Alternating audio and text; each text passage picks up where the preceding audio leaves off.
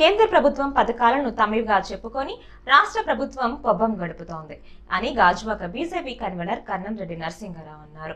GVMC 76వ వార్డులో ప్రజా పోరయాత్ర కార్యక్రమాన్ని వార్డు అధ్యక్షుడు అప్పలరాజు ఆధ్వర్యంలో నిర్వహించారు.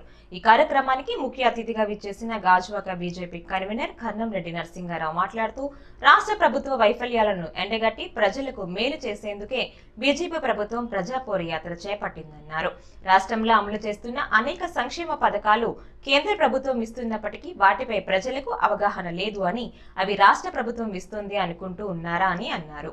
వీటి అన్నిటినీ ప్రజలకు వివరించేందుకే ప్రజా పోరయాత్ర చేపట్టామన్నారు. ఈ కార్యక్రమంలో బోండా ఎల్లాజీ, జీలకర్ర రమణ, జీలకర్ర భువనేశ్వరి, కట్టా పద్మ, వెంకట్రావు, ములకలపల్లి ప్రకాష్, డాక్టర్ శ్రీనివాస్ నాయుడు, రాజశేఖర్ తదితరులు పాల్గొన్నారు. ఈ విధంగా అలాగే ఆయుష్మాన్ కార్డు ఎప్పుడే ఇచ్చాము చూసారు.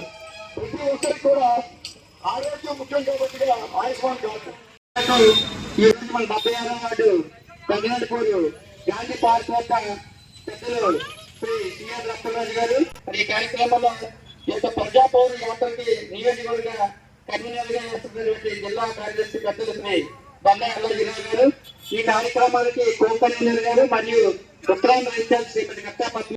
ఈ ప్రాంతంలో మీకు ఏమైనా సమస్యలు ఉంటే మాకు తెలియజేయండి, వాటి పరిష్కారానికి మా వంతు కృషి చేస్తాం. ఇప్పుడే జీలకర్ర రమణ గారు చెప్పినట్లుగా మంది RH colony, steel plant RH colony అక్కడ నడుపూడి పోతే ఇక్కడ ఇవ్వడం జరిగింది.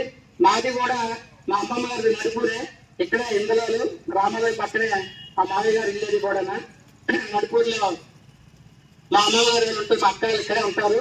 మేము కూడా నిర్వాసితుల కుటుంబం నుంచి వచ్చాం కాబట్టి మాకు ఈ సమస్య తెలుసు. అందుకే మా సొంత ఖర్చుతో ఢిల్లీకి మన నిర్వాసితుల నాయకులు తీసుకువెళ్లి కేంద్ర మంత్రి గారితో మాట్లాడి మమ్మల్ని భూములు కోల్పోయినటువంటి ఇల్లు కోల్పోయినట్టు 8,500 కుటుంబాలకి న్యాయం చేయాలని చెప్పడం జరిగింది. గతంలో రాష్ట్ర అధ్యక్షులు శ్రీ శివరాజు గారు, ఎమ్మెల్సీ మాధవ్ గారు మేమంతా ఉండడం జరిగింది. గవర్నమెంట్ శ్రీ జీవీ నరసరావు గారు అప్పుడు అపాయింట్మెంట్ ఇప్పించారు. తర్వాత 2 ఏళ్లుగా గవర్నమెంట్ జీవీ గారి దృష్టికి ఏదైతే పోరాట కమిటీ సభ్యుల్లో పార్టీలకు అతీతంగా అందరినీ తీసుకువెళ్లి 3 సమావేశాలు ఏర్పాటు చేసి ఢిల్లీ వెళ్ళినప్పుడల్లా కూడా ప్రతిసారి పెద్ద దృష్టి తీసుకెళ్లి మా సమస్య పరిస్థితులు ముఖ్యంగా నిర్వాసితులు, ఎందుకంటే మనం భూములు ఇల్లు కోల్పోయి ఇవ్వబట్టే ఈ రోజు అక్కడ 1,00,000 మందికి పరోక్షంగా ప్రత్యక్షంగా ఆధారపడి జీవిస్తున్నారు. ఒక పెద్ద ఫ్యాక్టరీ వచ్చింది.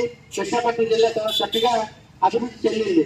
మరి 32 మంది ప్రాంతాలు చేసినటువంటి స్టీల్ ప్లాంట్ ని కాపాడేది భారతీయ జనతా పార్టీ మాత్రమే. మాకు ఒక ఎమ్మెల్యే లేదు, ఒక ఎంపీ లేదు.